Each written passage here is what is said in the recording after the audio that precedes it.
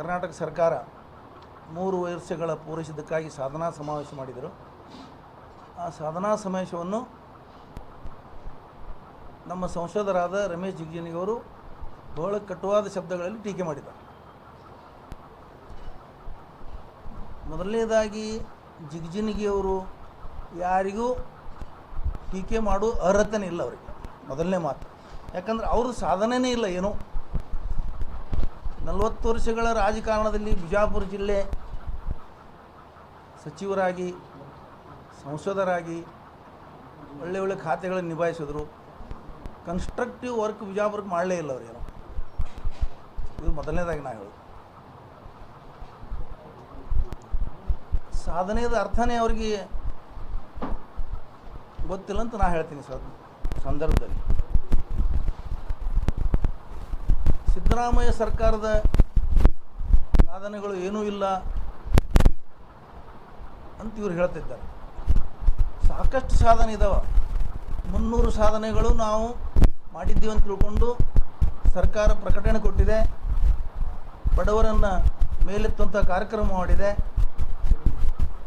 ಪಂಚ ಗ್ಯಾರಂಟಿನೂ ಒಂದು ಸಾಧನೆಯೇ.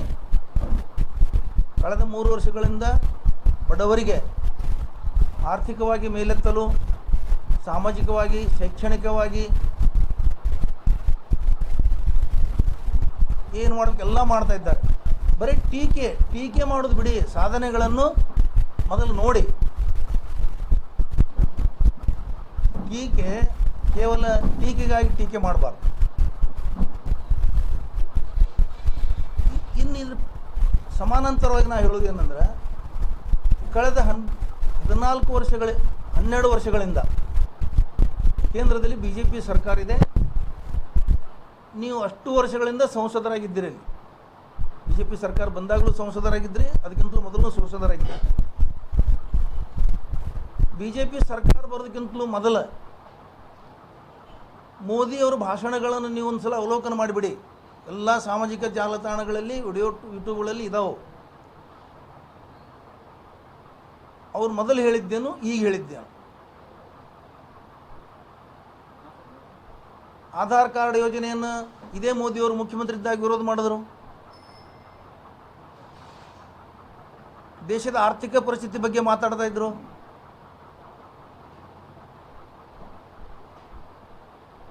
ರೂಪಾಯಿ ಮೌಲ್ಯ ಬೀಳ್ತಾ ಇದೆ, ದೇಶದ ಪ್ರಧಾನಮಂತ್ರಿ ಇದಕ್ಕೆ ಹೊಣೆ ಅಂತ ಹೇಳ್ತಾ ಇದ್ರು. ಮನಮೋಹನ್ ಸಿಂಗ್ರವರನ್ನು ಮೌನಿ ಪ್ರಧಾನಮಂತ್ರಿ ಅಂತ ಹೇಳ್ತಾ ಇದ್ರು. ವರ್ಷಕ್ಕೆ 200 ಕೋಟಿ ಉದ್ಯೋಗ ಕೊಡ್ತೀನಿ ಅಂತ ಹೇಳಿದ್ರಿ. 200 ಕೋಟಿ, 2 ಕೋಟಿ 15 ಲಕ್ಷ ರೂಪಾಯಿ ಖಾತೆಗೆ ಹಾಕ್ತೀವಿ ಅಂತ ಹೇಳಿದ್ರಿ.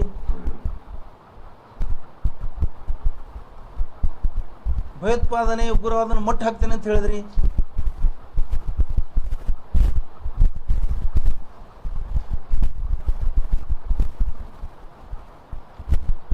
ಕರೋನಾವನ್ನು ಕಂಟ್ರೋಲ್ ಮಾಡ್ತೀನಿ ಅಂತ ಹೇಳಿ ನೀವು ದೊಡ್ಡ ಘೋಷಣೆ ಮಾಡಿದ್ರಿ. ಕರೋನಾ ಬಂದಾಗ 20 ಲಕ್ಷ ಕೋಟಿ ಕರೋನಾದ ಬಿಡುಗಡೆ ಮಾಡಿದ್ರಿ.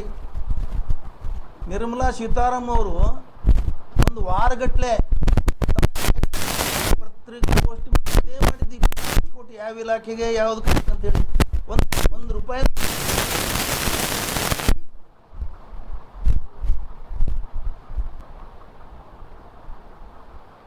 ಕಾಂಗ್ರೆಸ್ಸಿಗೆ ಮಾತೆತ್ತಿದ್ರೆ ಕಾಂಗ್ರೆಸ್ ಟೀಕಾ ಮಾಡ್ತೀರಿ. ನೆಹರು ಕುಟುಂಬವನ್ನು, ಹಿಂದಿನ ಸರ್ಕಾರವನ್ನು, 50 ವರ್ಷದ ಸರ್ಕಾರಗಳನ್ನು ಟೀಕೆ ಮಾಡ್ತೀರಿ. ನೀವು ಮಾಡಿದ್ದೇನು? ಕರ್ನಾಟಕ ಸರ್ಕಾರ ಭ್ರಷ್ಟಾಚಾರದಲ್ಲಿ ತೊಡಗಿದೆ ಅಂತ ಜಿಗಜಿಣಗಿ ಅವರು ಹೇಳ್ತಾ ಇದ್ದಾರೆ.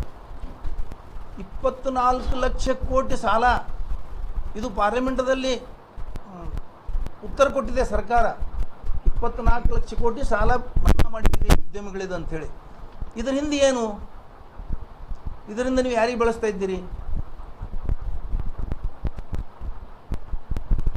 ಎಲೆಕ್ಟ್ರಲ್ ಬಾಂಡ್ ರೂಪದಲ್ಲಿ ಕಾಂಟ್ರಾಕ್ಟ್ಗಳ ಕಡೆಯಿಂದ ಲಂಚ ಪಡೆದ್ರಿ.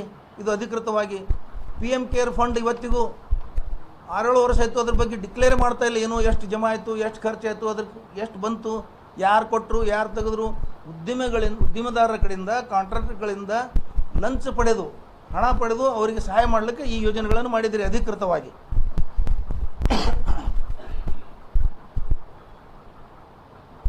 ಭಯೋತ್ಪಾದನೆ ಕಡಿಮೆ ಮಾಡ್ತೀವಿ ಅಂತ ಹೇಳಿ ಘೋಷಣೆ ಮಾಡಿದ್ರಿ. ಪುಲ್ವಾಮಾದಲ್ಲಿ ಉಗ್ರವಾದಿಗಳು ನಮ್ಮ ಸೈನಿಕರನ್ನು 44 ಸೈನಿಕರನ್ನು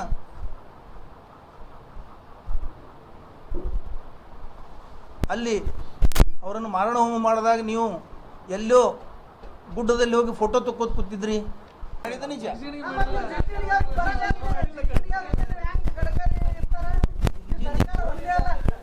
ಜಿಗಿಜಿನಿಗೆ ಅವ್ರು ಹೇಳ್ತಾರೆ ಅಷ್ಟೇ, ಅವ್ರು ಏನು ಮಾಡಿಲ್ಲ. 55 ವರ್ಷ ತಮ್ಮ ಸರ್ಕಾರ ಅಷ್ಟೇ, 70 ವರ್ಷ 70 ವರ್ಷ ಅಂತ ನೀವು ಬದನಾ ಮಾಡ್ತೀರಿ. 55 ವರ್ಷ ಕಾಂಗ್ರೆಸ್ ಸರ್ಕಾರ ಅಷ್ಟೇ. ಈಗ ಉದಾಹರಣೆಗೆ ಇಲ್ಲಿ ವಜ್ರಹನುಮಾನ್ ರೈಲ್ವೆ ಗೇಟ್ ಅವರು ಈಗ 65 ಕೋಟಿ ತಂದಿದ್ದೀನಿ, ನಿಮ್ಮ ಸಚಿವರು ಮತ್ತೆ ನಿಮ್ಮ ಇಲ್ಲಿ ಸಹಕಾರ ಕೊಡ್ತಿಲ್ಲ ಅಂತ ಆರೋಪ ಮಾಡಿದ್ದಾರೆ ಸಂಸದರು. ಹೌದಲ್ರಿ, ಇವ್ರು ತಂದರು ಅವ್ರ ಸ್ವಂತ ಮನೆ ಕೆಲಸದ ಥರ. ಇದು ಏನದು ಗಣೇಶ ನಗರ ಹತ್ರ ಅದು ಯಾವ ಸರ್ಕಲ್ ಹತ್ತಿರೋದು, ಅಲ್ಲಿನೂ ಅಂಡರ್ ಪಾಸ್ ರೋಡ್ ಆಗ್ತಾ ಇದೆಯಲ್ಲ, ಬೆಂಗಳೂರು ಬೈಪಾಸ್. ನೀವು ಯಾರಿಗೂ ಕರೀಲಾರ್ದೇನೆ ಸರ್ಕಾರ ಇದೆ, ಇಲ್ಲಿ ಒಂದು ಸರ್ಕಾರ ಇದೆ, ಆ BJP ಪ್ರೋಟೋಕಾಲ್ ಮೇಂಟೈನ್ ಮಾಡಲಾರ್ದೇನೆ ಎಲ್ಲ BJP ಕಾರ್ಯಕರ್ತರು ತಗೊಂಡು ನೀವೇ ಉದ್ಘಾಟನೆ ಮಾಡಿ ನಮ್ಮ ಲೆವೆಲ್ದಲ್ಲಿ ನಾವು ಪಾಟೀಲ್ ಯತ್ನಾಳರನ್ನ ಒಬ್ಬ ಸಂಸ್ಕೃತಿ ಉಳ್ಳ ಶಾಸಕ ತಿಳ್ಕೊಂಡಿಲ್ಲ. ಸಂಸ್ಕೃತಿ ಏನು ಮಾತಾಡ್ತಿದ್ರು ಅಂಥವ್ರಿಗೆಲ್ಲ ನಾವು ಅದ್ರ ಬಗ್ಗೆ ಹೇಳೋದಾದ್ರೆ ನಾವು ಅವ್ರ ಲೆವೆಲ್ಗೆ ಹೋದಂಗೆ ಹೇಳಲ್ಲ ನಾವು. ಅದನ್ನೇ ಹೇಳಿರೋದವರು ಸಂಸ್ಕೃತಿ ಹೀನ. ರಾಹುಲ್ ಗಾಂಧಿ ಅವರು ಟಿ ಶರ್ಟ್ ಹಾಕೊಂಡು ಹೋಗಕತ್ತಾರೆ ಅಂತ MP ಅವರು. ಅವ್ರಿಗೆ ಸಂಸ್ಕೃತಿ ಇಲ್ಲ, ವಿರೋಧ ಪಕ್ಷದ ನಾಯಕ ಹೆಂಗಿರ್ಬೇಕು? ನೀವು ನೋಡ್ರಿ, ಹಾಕ್ಬೇಕಾ ಶರ್ಟ್ ಹಾಕ್ಬೇಕಾ? ಇಲ್ಲಿ ಕೇಳ್ರಪ್ಪ, ಇಲ್ಲಿ ಕೇಳ್ರಿ, ಹ್ಯಾಂಗ್ ಅಡ್ಡಾಡಬೇಕು ಅನ್ನೋದು ಕೇಳ್ರಿ. ಏನು ಡ್ರೆಸ್ ತೊಡಬೇಕು, ಏನು ಹಾಕಬೇಕು, BJP ಅವ್ರಿಗೆ ಕೇಳಿ. ಅವ್ರು ಹೇಳಿದ್ದೆ ಡ್ರೆಸ್ ತೊಡಬೇಕಂತೇನಿಲ್ಲ. ಈ ದೇಶದಲ್ಲಿ ಯಾರ್ಯಾರು ಏನೇನು ಡ್ರೆಸ್ ತೊಡಬೇಕು ತೊಡ್ತಾರೆ.